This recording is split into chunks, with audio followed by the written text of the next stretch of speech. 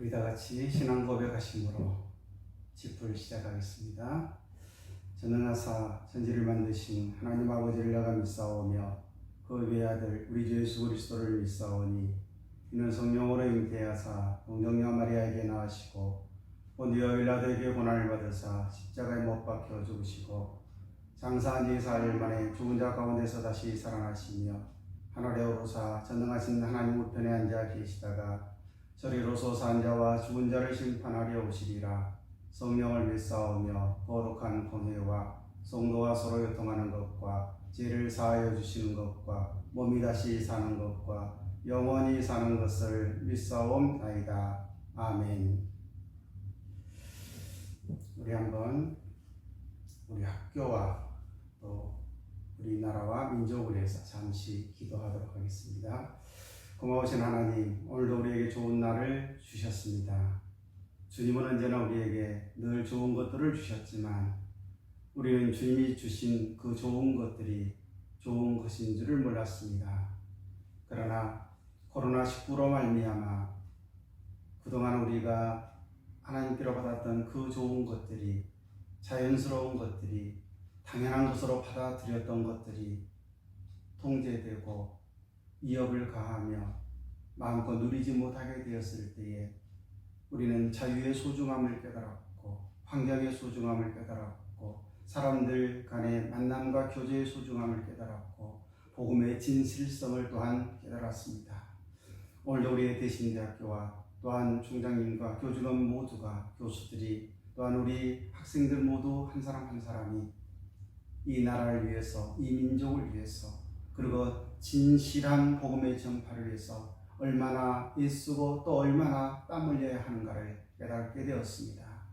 오늘도 우리가 주님 앞에 우리의 머리를 숙이며 부복하오니 주께서 신령한 지혜와 은혜로 이 시간을 채워 주시옵소서.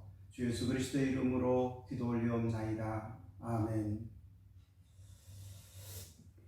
우리 하나님 말씀 로마서 1장 8절에서 15절입니다.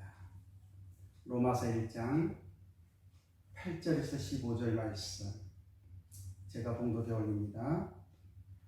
하나님 말씀 로마서 1장 8절에서 15절입니다. 먼저 내가 예수 그리스도로 말미암아 너희 모든 사람에 관하여 내 하나님께 감사함은 너희 믿음이 온 세상에 전파되미로라.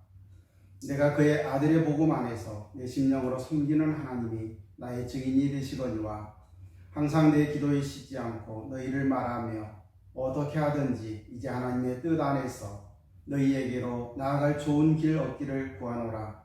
내가 너희 보기를 간절히 원하는 것은 어떤 신령한 은혜를 너희에게 나누어 주어 너희를 경고하게 하려 함이니 이는 곧 내가 너희 가운데서 너희와 나의 믿음으로 말미암아 피차 아니함을 얻으려 함이라. 형제들아, 내가 여러 번 너희에게 가고자 한 것을 너희가 모르기를 원하지 아니하노니 이는 너희 중에서도 다른 이방인 중에서와 같이 열매를 맺게 하려 함이로되 지금까지 길이 막혔도다. 헬라인이나 야만인이나 지혜 있는 자나 어리석은 자에게 다 내가 빚진 자라. 그러므로 나는 할 수 있는 대로 로마에 있는 너희에게도 복음 전하기를 원하노라. 아멘. 사도 바울은 복음의 열정이 있었습니다. 사도 바울은 자기 자신이 왜 로마서를 쓰고 있는지를 우리에게 분명하게 밝힙니다. 그리고 그는 하나님께 감사합니다. 당시 로마는 사회, 정치, 경제, 문화, 군사, 교육 등 전 세계의 중심지였고 세계에서 몰려드는 사람들과 흩어지는 사람들로 늘 인산인해를 이루고 있었습니다. 그 수많은 사람들의 왕래로 인하여서 로마 교인들의 신앙생활을 잘하고 있다는 좋은 소식들이 전 세계로 퍼지고 있었습니다. 여기서 바울이 감사하는 것은 로마 교인들이 신앙생활을 잘하고 있는 그 모습이 이뻐서가 아니라 그들의 신앙생활을 잘하고 있는 그들의 그 아름다운 신앙생활의 열매, 즉 믿음의 열매, 복음의 열매의 그 파급 효과 때문이었다는 사실을 우리는 기억할 필요가 있습니다. 내가 예수 그리스도로 말미암아 내 하나님께 감사한다. 감사는 모든 것을 가능케 합니다. 감사하는 사람은 늘 감사가 배가 되지만 원망하고 불평하고 주변의 환경과 여건을 탓하는 사람은 늘 원망과 불평 속에서 살아가게 되는 것입니다. 그러나 바울은 감사했습니다. 어떠한 여건 속에서도 바울의 감사가 무엇이었는지 우리는 잘 알고 있습니다. 바울은 하나님의 은혜가 인간에게 전달되는 것도 예수 그리스도를 통해서이고, 인간의 감사가 하나님께 전달되는 것도 예수 그리스도를 통해서라고 말씀하고 있습니다. 이처럼 중보자 예수 그리스도의 중보는 하나님과 인간을 향해서 행사되는 것입니다. 로마 교회 신자들은 그리스도인다운 삶의 모습으로 세상과 타 종교권과 그리고 불신자들에게 많은 영향력을 끼쳤음이 분명합니다. 왜냐하면 로마 교회 그리스도인들의 좋은 소식이 고린도에 있는 바울에게까지 전달되어졌기 때문입니다. 이것은 오늘 살아가는 현대 그리스도인들에게 귀중한 교훈으로 다가갑니다. 그리스도인들은 생활 속에서 반드시 열매를 맺어야 합니다. 그 열매는 선한 열매여야 합니다. 우리가 열매를 많이 맺지만 어떤 사람은 악한 열매를 맺고, 어떤 사람은 나쁜 열매를 맺고, 어떤 사람은 선하고 귀한 성령의 열매들을 많이 맺기 때문입니다. 예수님은 마태복음 7장에서 말씀하십니다. 열매로 알리라. 여러분들이 저를 알 수 있는 방법은 열매입니다. 제가 여러분들을 알 수 있는 방법도 열매입니다. 그리스도인들, 저 사람이 진정으로 참된 그리스도인이냐라고 하는 것을 알 수 있는 방법도 역시 그 사람에게서 나타나는 열매입니다.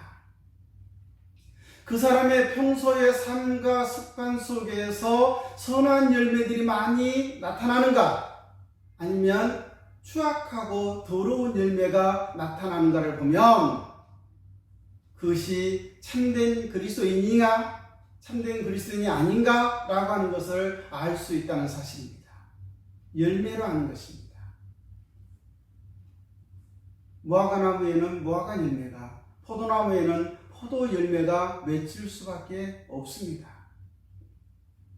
그동안 한국교회는 사상 유례 없는 교회 숫자와 교인들의 수적 증가를 가져왔지만, 또 그것을 자랑스럽게 생각해 왔지만, 제가 보기에는 부끄러운 것 뿐이었고 회개할 것 뿐이었습니다.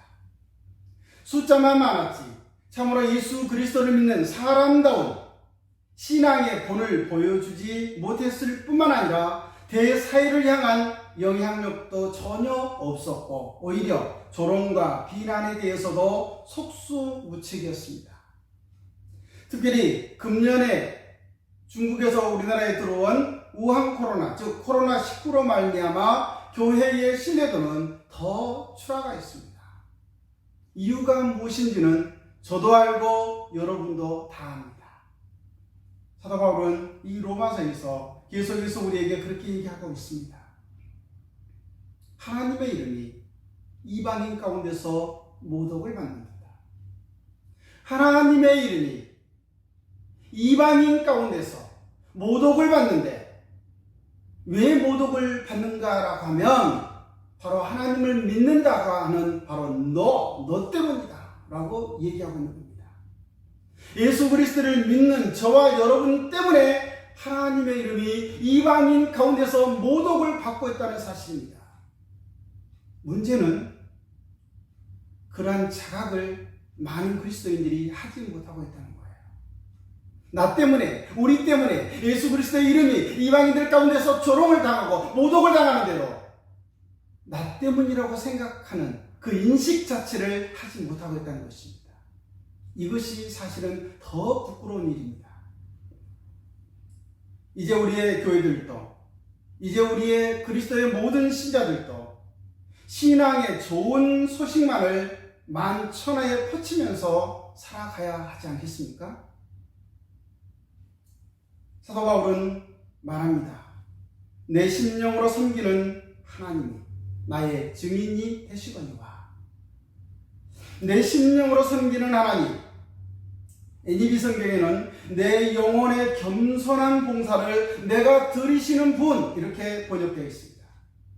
로마 교회를 향한 열망과 그들을 위하여서 쉬지 않고 기도했다는 로마 교인들의 좋은 소식이 들리는 것은 사도 바울의 기도의 효력도 있었다는 것이 바울의 고백입니다. 바울은 그의 사랑하는 신자들을 위해서, 그리스도의 백성들을 위해서 끊임없이 쉬지 않고 기도했습니다. 이것을 우리는 도고라고 합니다. 요즘 흔히 쓰는 말로 우리는 중보 기도한다고 합니다. 그러나 중보 기도라고 하는 말은 틀린 말입니다. 왠지 아십니까? 세상의 중보자는 오직 예수 그리스도 한 분뿐이시고 그분만이 중보하실 수 있습니다. 그분의 기도가 중보이고 그분의 몸 들이심이 중보입니다. 사람과 사람이 또 다른 사람을 위해서 하는 기도는 중보 기도가 아니라 도고일 뿐입니다. 도고. 이것을 우리는 도고 기도라고 용어도 분명하게 정정해야 됩니다. 우리가 정정해야 할 용어들이 굉장히 많이 있습니다. 굉장히 많이 있어요. 흔히 실수하는 용어 가운데 또 하나가 하나님 우리에게 축복하시고. 예, 축복은 여러분이 무슨 뜻인지 잘 아실 거예요. 그렇죠? 한자어이기 때문에. 하나님은 우리에게 축복하지 않아요. 복을 주시는 분이십니다. 축복은 제가 여러분을 위해서 기도하는 것이 축복이에요. 그래서 예배가 끝나고 나면 마지막 뭐죠? 축복 기도. 예. 하나님께 제가 여러분에게 복을 주십시오 라고 빌어주는 것. 이게 축복이에요. 하나님은 하나님 위에 다른 신이 없어요. 하나님이 절대 신이십니다. 유일하신 신이십니다. 그분이 다른 사람의, 다른 신의 힘을 빌려서 우리에게 복을 준다? 있을 수 없는 일이죠. 상상할 수도 없는 일입니다. 그런데 우리는 왜 많은 기도 가운데서 하나님 우리에게 축복하여 주시고 하나님 축복하시고 이 쓸데없는 용어들을 남발하고 있습니까? 무지해서 그렇습니다. 몰라서 그렇습니다. 지금까지는 여러분이 몰라서 하나님 우리에게 축복하여 주시고 우리 교회를 축복하시고 이렇게 기도했을지라도 지금 제 설교를 듣고 있는 이 순간 이후부터는 여러분은 절대로 그렇게 기도해서는 안 됩니다. 하나님 우리에게 복을 주시고 이렇게 기도하셔야 돼요. 바울은 하나님의 백성들을 위해서 도고했습니다. 그리고 그 도고 기도의 효력이 나타났습니다. 많은 하나님의 향기의 영향력이 나타났습니다. 그리고 사도 바울은 그가 그렇게 기도했다는 것, 그것을 증명하기 위해서 그 증인을 내세웁니다. 그 증인은 바로 하나님이셨습니다. 바울은 참으로 위대한 사도임이 분명합니다. 그는 빌립보서 1장 8절에서도 빌립보 교인들을 향한 예수 그리스도의 심장으로 그들을 사랑했노라고 하면서 그 증인으로 오늘 성경 본문과 똑같은 하나님을 증인으로 내세우고 있습니다. 이 얼마나 멋지고 당당한 일입니까? 얼마나 신앙생활을 멋지고 아름답고 당당하게 했으면 하나님을 자신의 증인으로 세워서까지 자신의 당당함을 드러내고자 했을까요? 사랑하는 뛰시는 모든 가족 여러분, 그리고 우리 하구 여러분, 오늘 여러분, 우리는 그리스도인으로서 세상에서 당당하게 살아가야 합니다. 우리가 꿀릴 거에 뭐가 있어요? 믿음으로 사는 사람들은 멋지고 당당하게 살아가는 것입니다. 그리고 우리도 사도 바울처럼 내가 이렇게 멋지고 당당하게 살았노라고, 복음을 위해서 충성을 다했노라고 하나님을 증인으로 불러 세울 수 있는 멋진 그리스도인들이 되어야 하지 않겠습니까? 지금까지는 아니했을지라도 이제 여러분들이 공부를 다 마치고 학교를 떠나게 되면, 아니 떠나기 이전에 그렇게 멋진 그리스도의 사람들이 되었으면 합니다. 바울은 항상 내 기도에 쉬지 않고 내 일을 말하며 라고 했습니다. 그는 에베소 교회를 향하여서도, 빌립보 교회를 향하여서도, 골로새 교회를 향하여서도, 데살로니가 교회를 향하여서도, 디모데를 향하여서도, 필리곤을 향하여서도 이렇게 끊임없이 내 기도에 너희를 쉬지 않고 기도한다 라고 이야기하고 있습니다. 바울 자신이 세운 교회와 새신자를 위해서 기도한다는 것은 가능한 일입니다. 내가 전도했고 내가 세운 교회를 위해서 내가 기도한다. 가능한 일입니다. 바울도 자신이 전도했고 자신이 새신자를 불러 모았고 자신이 교회를 세웠고 그 교회들을 위해서 그 신자들을 위해서 기도한다는 것은 너무나 당연한 일입니다. 그러나 한 번도 보지도 못한 로마 교회와 그리고 한 번도 보지 못했던 로마 교회 신자들을 위해서 기도한다는 것은 참으로 놀라운 일이 아닐 수가 없습니다. 자신의 사도적 책임이 미치지 않는 영역에까지 그의 기도가 확대되어 가고 있었다는 사실입니다. 쉬지 말고 기도하라는 자신의 가르침이 거짓이 아님을 그는 몸소 보여주고 있는 것입니다. 또한 그의 기도는 사랑의 기도였고 또한 그의 기도는 하나님의 뜻에 순종하는 기도였습니다. 사도 바울처럼 자신의 영역을 벗어난 지역의 교회와 신자들을 위해서 기도했던 믿음의 선진들이 과연 몇이나 있었습니까? 미국의 대부흥운동을 이끌었던 찰스 피니, 영국의 부흥을 이끌었던 웨슬리, 또한 미국의 전도의 새로운 한 역사를 장식했던 D.L. 무디, 어린이 전도에 평생을 바쳤던 오버홀츠, 특별히 어린이 전도 협회를 창시하였던 오버홀츠 목사는 구소련의 어린이들을 위해서 지구본을 품에 안고서 눈물로 기도했다라고 하는 기록이 있습니다. 진정 기도의 사람만이 하나님의 일을 성취할 수 있고 위대하신 하나님의 이름을 온 천하에 나타낼 수 있다는 사실을 우리에게 보여주고 있는 한 부분일 것입니다. 바울의 기도를 통하여서 그동안 우리의 기도가 얼마나 이기적이었던가를 깨닫게 합니다. 예수님은 요한복음 17장에서 미래의 신자들을 위해서 기도했을 때 사도 바울이 자신의 영역을 넘어서서 기도하고 있었을 때 저와 여러분, 우리의 기도는 우리의 기도의 한계를 벗어나지 못했습니다. 나만을 위한 기도, 우리 가정만을 위한 기도, 우리 학교만을 위한 기도, 좀 더 넘어서면 이 나라, 이 민족을 위한 기도, 그러나 거기까지가 전부였어요. 물론 그렇지 않은 경우도 많이 있습니다. 지금도 세계의 나라와 민족과 열방을 품고서 기도하는 수많은 기도의 사람들이 있지만 그러나 대다수의 사람들은 자기 자신의 문제에 얽매여서 자기 자신의 문제도 넘어서지 못하는 기도를 그동안 하고 있었다는 사실입니다. 내 문제도 넘어서지 못하는 기도, 우리의 가정도 넘어서지 못하는 기도, 우리의 학교의 문제도 넘어서지 못하는 기도, 이 나라, 이 민족을 넘어서서 어떻게 세계 나라와 민족과 열방을 품고 하나님 앞에 기도할 수 있겠습니까? 이제는 넘어서야 됩니다. 내 문제를 넘어서야 되고, 우리 가정의 문제를 넘어서야 되고, 우리 학교의 문제를 넘어서야 되고, 우리 사회를 넘어서야 되고, 이 나라, 이 민족을 넘어서서 세계의 나라와 민족과 열방들을 가슴에 품고 내가 세우지 않은 교회이지만 내가 한 번도 얼굴조차 보지 못하는 신자들이지만 그리스도의 백성들을 위해서 기도하고자 하는 뜨거운 열망이, 복음의 열망이 우리의 가슴 속에 차고 넘쳐져야 한다는 사실입니다. 이제는 우리는 우리의 기도가 우리의 계획과 우리의 뜻을 만족시키는 도구가 아니라 하나님의 뜻에 맞추어져야 하고 하나님께 순종하는 기도여야 합니다.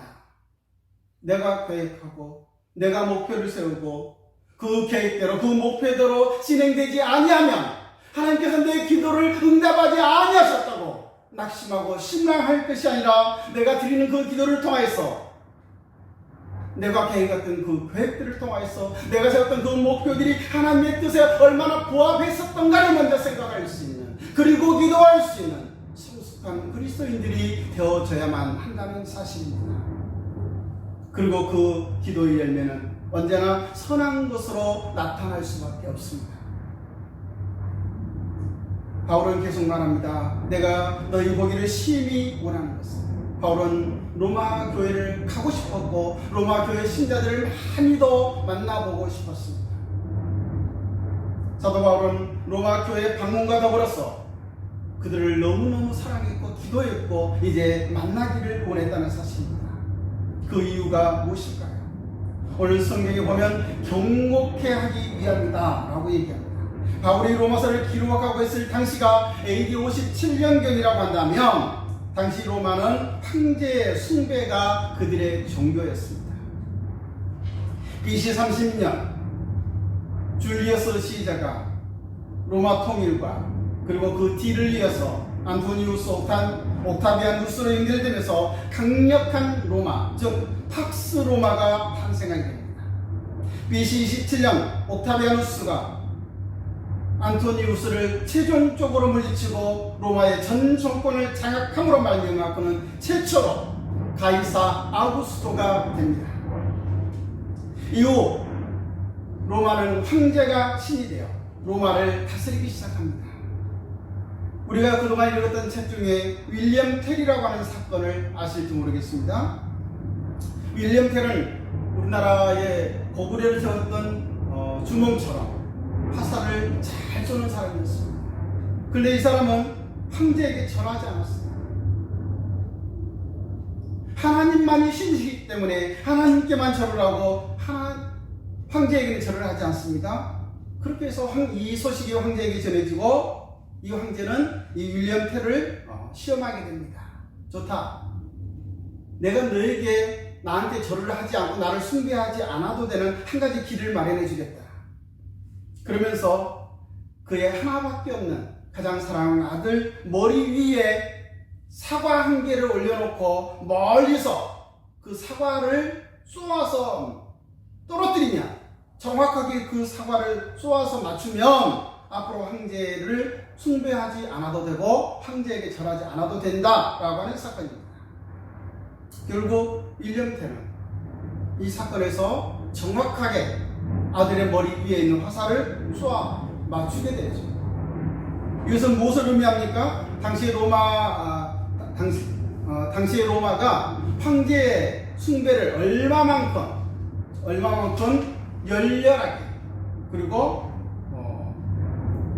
어떤 종교 그 이상의 종교로 숭배했었다는 것을 우리에게 보여주는 한 장면일 것입니다. 신을 숭배하지 않는 자들, 황제를 신으로 숭배하지 않는 자들은 핍박을 당할 수밖에 없었습니다. 그만큼 그들의 신앙생활은 목숨을 담보로 할 때였습니다. 그들의 신앙에 뿌리가 없다면 금세 변질되어졌을 것을 염려해서 사도 바울은 그들의 신앙이 견고해지기를 원했고 견고해지기를 원해서 또한 기도했던 것입니다. 우리나라도 1938년 신사참배의 치욕적인 과거를 갖고 있습니다. 믿음이 연약하면 여러분, 여러분도 믿음이 연약하면 시험이 올 때 탈락할 수밖에 없습니다. 그러나 믿음이 견고하면 어떤 시험이 오든지 이겨낼 수가 있는 거죠. 그래서 우리는 기도가 필요한 겁니다. 지금 바로 옆에 여러분들과 함께 공부하고 있는 여러분의 학우들, 여러분의 원우들, 지금 바로 여러분의 옆에 앉아서 함께 공부하고 있는 그들을 위해서 여러분은 기도해야 됩니다.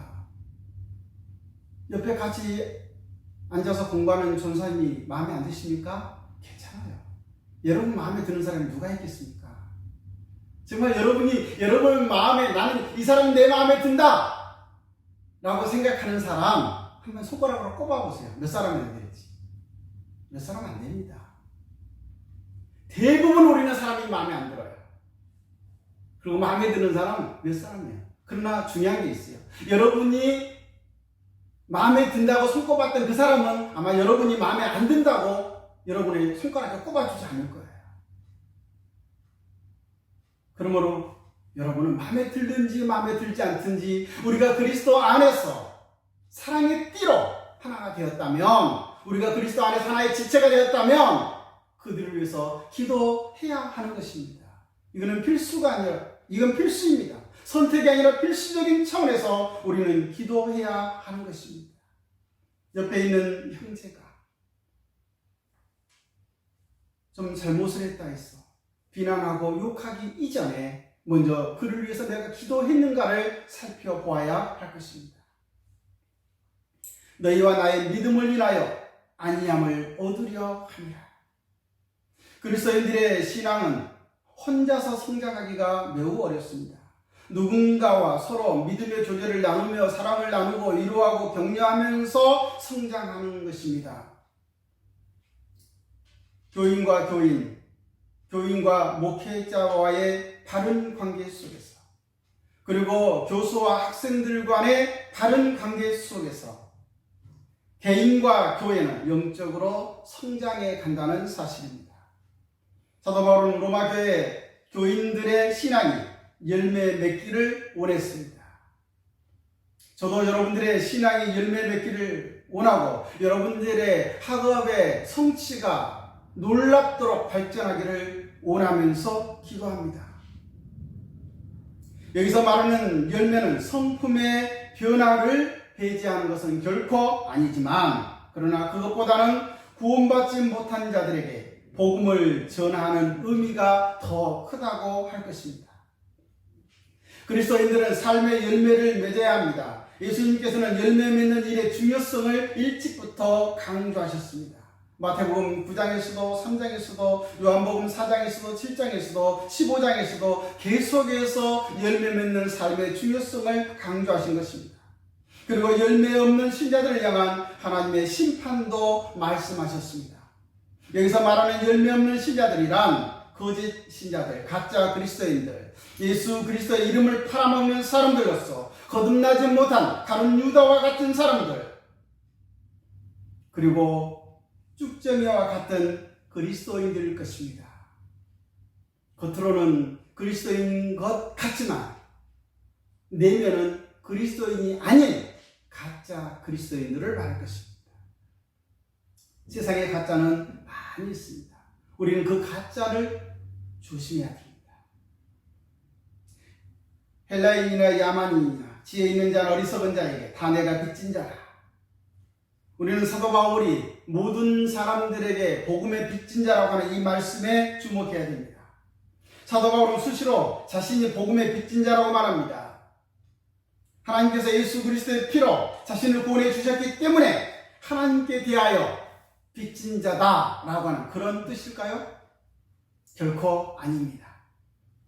사도 바울이 말하고 있는 복음의 빚진 자라고 하는 뜻은 이방인들을 구원하기 위해서 하나님께서는 예수 그리스도의 피로 사도 바울 자신을 구원해 주셨다는 것입니다. 즉 사도 바울이 예수 그리스도의 피로 구원함을 받을 수 있었던 것은 바울을 통한 이방인의 구원이었어요. 그러니까 이방인들을 구원시키기 위해서 하나님께서 예수 그리스도의 피로 사도 바울을 구원해 주셨다는 것입니다. 그러면 사도 바울은 바로 그 자기를 구원해 주기 위한 이방인들, 그 이방인들에 있어서 복음의 빚진 자라고 하는 뜻입니다. 그래서 그는 오늘 말씀에 헬라인이나 야만인이나 지혜자나 어리석은 자나 모두에게 빚진 자다라고 그렇게 말합니다. 여러분, 빚을 지고 살아보신 적 있습니까? 어떤 사람은 빚 지고도 참 잘 사는 사람이 있습니다. 그러나 우리는 빚 지고 살아서는 안 되죠. 그리스도인들은 빚이 없어야 됩니다. 그러나 우리가 가지고 있는 꼭 한 가지 빚, 그것은 복음의 빚이에요. 이 복음의 빚은 반드시 갚아야 됩니다. 세상의 빚은 내가 갚을 능력이 없을 때, 채무 불이행이 되었을 때, 파산이라든가 여러 가지 방법을 통해서 그 빚을 탕감받을 방법이 있어요.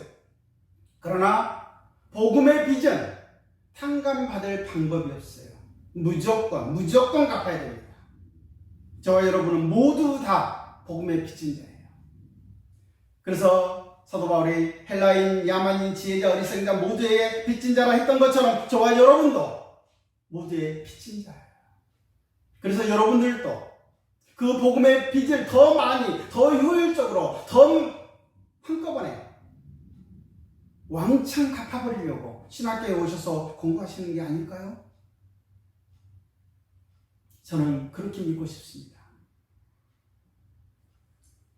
그래서 바울은 그 복음의 빚을 갚기 위해 땅끝까지 복음을 전해야 하는 책임과 열망에 사로잡혀 있었고, 땅끝까지 복음을 전하기 위해서는 로마의 복음을 전해야 했고, 그 로마를 디딤돌로 해서 땅끝까지 복음을 전하고자 했던 것이 바울의 목표였고 바울의 계획이었습니다.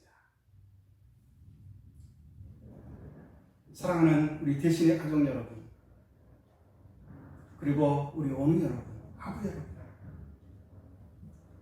그리고 오늘의 메시지에 함께하고 있는 모든 사랑하는 그리스도의 백성들이요, 저와 여러분은 복음의 빚진 자입니다.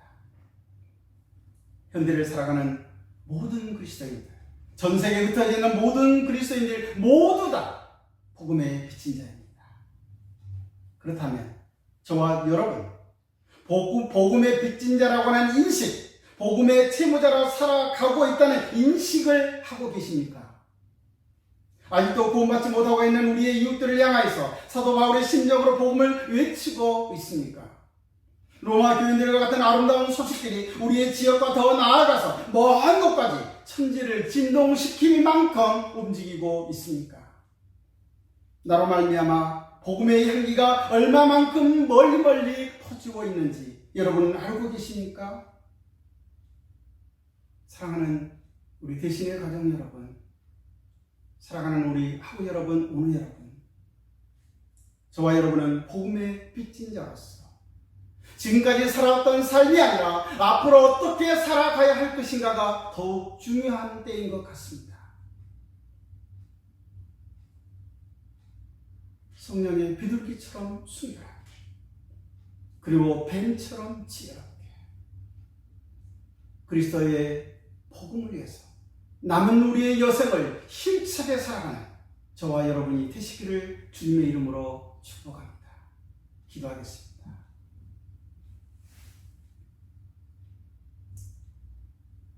지금은 우리 구주 예수 그리스도의 은혜와 하나님 아버지의 사랑과 성령의 감화감동 교통하심이 복음의 빚진 자의 삶을 살아가기를 원하는 우리 대신의 온 가족들과 이 땅에 흩어진 모든 하나님의 사람들 머리머리 위에, 이 나라 이 민족 속에 아직도 구원의 복음을 듣지 못한 세계 속의 나라와 민족과 열방들의 머리 위에 지금부터 영원토록 함께 계실지어다.